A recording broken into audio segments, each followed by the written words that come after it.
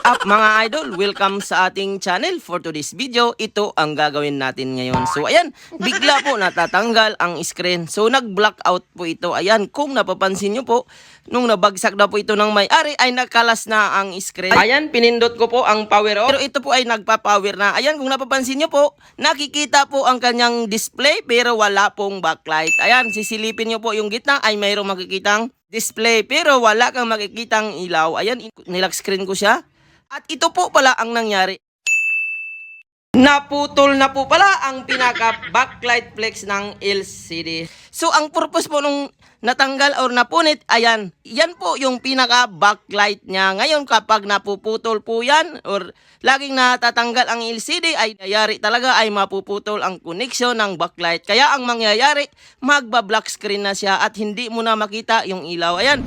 Kung sisilipin mo talaga, may makita kang display pero walang ilaw. So ayan, paano ba yan gawin ang napunit ng backlight? So tips ko lang po, kung meron po kayong cellphone na natatanggal na ang screen, dapat ipadikit nyo na rin kaagad para hindi kayo matulad na nakalas at napunit ang backlight flex. Dahil po yan, wala na pong dikit. Kaya ang nangyayari, magulat ka na lang, biglang nawala ang ilaw. Buti na lang, hindi naputol ang pinaka main flex ng display. So ayan, tanggalin ko muna siya.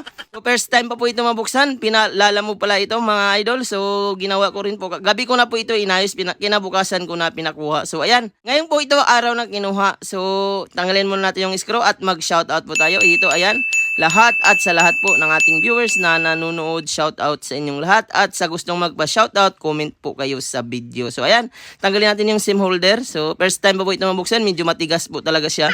Ang paggawa nito mga idol ay gawin po natin ng hindi po tayo magpapalit ng screen para mas makatipid po ang may-ari. At ang kagandahan po, original pa rin ang kanyang display. Walang pagbabago. Kahit ibagsak-bagsak mo siya ay hindi po mababasag. So i-pre na rin po natin yung pagdikit ng screen kasi ang sabi ng may-ari, natatanggal daw talaga ang screen at bigla nang daw nagba-blackout. So yun po yung dahilan. So ingat po sa mga, lalo na kung naaangat ng screen, so dapat ipadikit nyo kaagad. So ayan, tinanggal ko muna yung battery at alisin natin ang LCD. Ang gagawin natin dito ay lilinyahan po natin yung naputol. So ayan, tanggalin natin yan. So yan po yung adhesive ng ilalim sa battery. Pandikit po yan. So ayan. Ito po yung LCD. So ayan, tanggalin po natin at tingnan natin kung saan ba yung naputol. Ayan, kung napapansin nyo po talaga naghihiwalay na yung flex. Dahil po yan, nag-uuga-uga na yan dahil wala na pong dikit. Ayan, yan po yung naputol. So buti na lang, yan lang ang naputol at meron pang display. So paano ba natin solusyonan na hindi tayo magpapalit? Una, ito po yung gagawin natin mga idol. So lilinyahan po natin yan, baklasin po natin yung frame. So kung sana meron tayong basag na LCD nito ay pwede natin ilipat ang frame. So dahil wala tayong pamalit na frame, so ang gagawin natin, jajampiran po natin yan. At ang kagandahan sa paggawa dito, magtagal talaga to. So original pa rin ang kanyang display. So ayan, tanggalin natin yan. Yan po yung parts ng ilaw. So ayan, yan po yung frame. Diyan po nakadikit ang flex ng ilaw. Ayan, kapag napuputol po talaga ang flex ay matik yan magba-blackout. So marami po yan lights sa ilalim. So ayan, yung mahabang dilaw na yan, yan po yung connection ng backlight. So ayan, kung napapansin nyo po, yan po yung connection ng backlight lahat.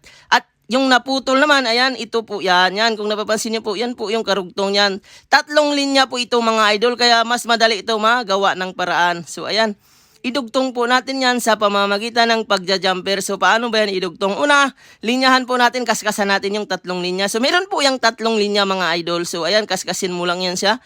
At doon natin i-direct sa flex mamaya. So safe po ang pagkakagawa nito mga idol dahil ang jumper po na gagamitin natin ay wala pong ground. So ayan, yan po yung nakaskas natin. So 3 linya lang naman yan. So maglagay po tayo ng kunting flux. So wag niyo pong damihan kung maganito po ang pagkakagawa dahil pwede po yan kakalat doon sa taas ng screen. At pwedeng magkaroon po yan ng basa. So pangit na siya tingnan. So ayan, gagamit po tayo ng jumper. So ayan, 3 linya po ang gagawin natin. Una, ayan. So lilinyahan nyo lang po yan. Gamit po kayo ng jumper. So pinakamanipis po na jumper ang gagamitin natin. Pero sobrang tibay po niyan. So marami na po tayong nagawang ganito ay hindi naman bumabalik. So ayan, 3 linya yan. 2. Gitna at yung gilid, yun yung pangatlong linya.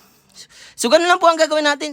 At ayan, yan na po yung linya at punasan natin ng konti. So yan po yung pinakalinya na jumper natin. So yan na po yung nagsisilbing flex papunta doon sa main flex ng LCD. Ayan, naidugtong na po natin. Nakalagay na tayo ng jumper at linisan po natin. So ingat din po sa paggawa nito mga idol. Kung masubraan nyo po ng flux, liquid po ang flux, hindi po yan nawawala. So ingat din po. So yun, ang ginawa ko, nilinisan ko siya at tingnan nyo po mamaya. Grabe, sobrang ganda po ng pagkakagawa nito. Parang wala talaga siyang pagbabago. So ayan, ang gagawin natin, tanggalin natin yung naputol. So yan po yung flex na naputol. So ang magsisilbing flex niya ay yung jumper na. So ayan, tanggalin natin yan. So wala na po niyang gamit yan. So ingat-ingat talaga mga idol, kung meron na kayong LCD na naangat-angat na ng konti, lalo na sa ating mga viewers, ay ipadikit nyo kaagad. So mura lang naman po ang pagpapadikit para hindi po talaga magaya dito. Huli na po niya nalaman na ganun pala ang mangyari. Dahil ang LCD kasi niyan, umaangat-angat po yan, kaya napuputol ang mga flex.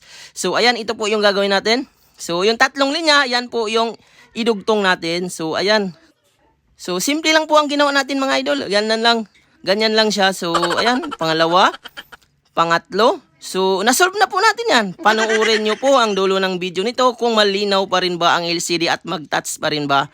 So, grabe, satisfied po ang pagkakagawa nito. Ayan, ang nagsisilbing flex po yung naputol ay yung jumper na. So, safe naman po ang paggawa niyan dahil hindi naman po ground yung jumper na yan. So, ayan.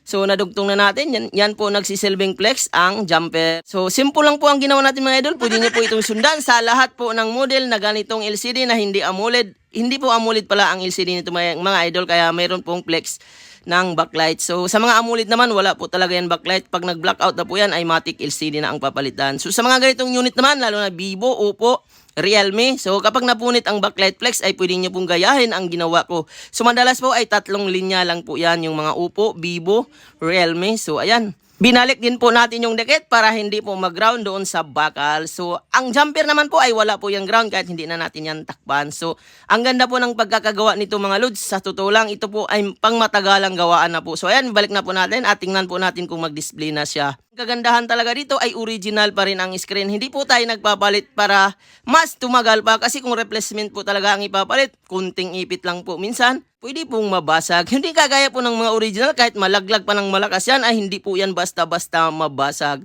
So, ayan, dikitan po natin yan mamaya. I-pray po natin ang dikit kasi ang sabi ng may-ari, kung pwede pa ba daw kahit natanggal na. So, ayan, tingnan natin kung mag-display. Ayan, 100% po gumana po yung ginawa natin. Kung napapansin nyo po, meron na pong ilaw kanina. Blackout po talaga yan. Wala kang makikita ang ilaw. Dahil po yun doon sa napunit na flex. So, hindi pa tayo sigurado kung nagawa na ba ito ng normal dahil pwedeng hindi ito mag-touch dahil nabagsak po ito. So, tingnan po natin mamaya kung magta-touch po. So, hindi muna natin i-on. So, ibalik muna natin lahat ng tinanggal natin, yung mga screw, back housing, case.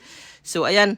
Ibalik muna natin yung mga screw at i-check po natin mamaya. Huwag po kayong umalis sa pinapanooran nyo at sana suportahan nyo po ang aking video. Huwag nyo pong kalimutan mag-like, mag-share at mag-subscribe sa ating channel at mag-follow sa ating FB page, Julpon TV Official New Page.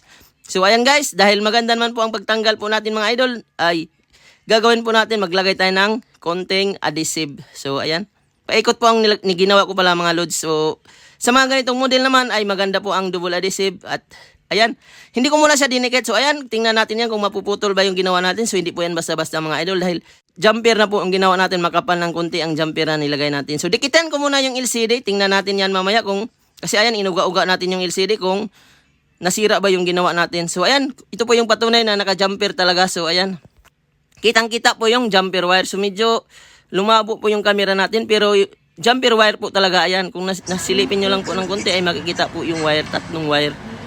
So, ayan, baka sabihin ng iba, ay, piki yung paggawa. So, ang nakapagpatunay po dito, yung nagpapagawa. So, ayan, pinalala mo po ito at kinabukasan nakuha ito. Gabi ko kasi ito ginawa at ngayong araw, ginuha po niya ng 10 AM. So, ayan, dinikit ko muna at i-test natin mamaya kung may display pa ba siya.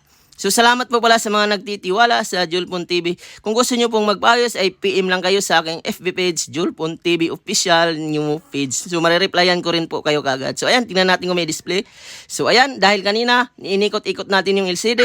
So, hindi po nasira yung ginawa natin. So, grabe, sobrang satisfied po ang paggawa nito mga idol. Dahil nakadikit talaga masyado ang ginawa natin. So, i-on po na natin. At tingnan po natin kung magta-touch ba yung ginawa natin. So, yun po yung isang dagok na nagpa-display man natin ay minsan hindi rin po siya magta-touch. So, sana magta-touch po siya para mas makatipid ang may-ari. At ang kagandahan talaga, original pa rin ang kanyang display at malinaw. At talagang pagdating sa pagpindot ay mabilis pa rin. So, tingnan natin kung mag-touch. Ayan, wag po kayong kukrap. Ayun, gumana po yung touchscreen. So ayan, kung napapansin nyo po, wala po kayong makikitang dumi sa LCD. Ayan, taasan po natin yung backlight. Ayan, wala ka talagang makitang dumi at parang wala talagang pagbabago sa paggawa nito.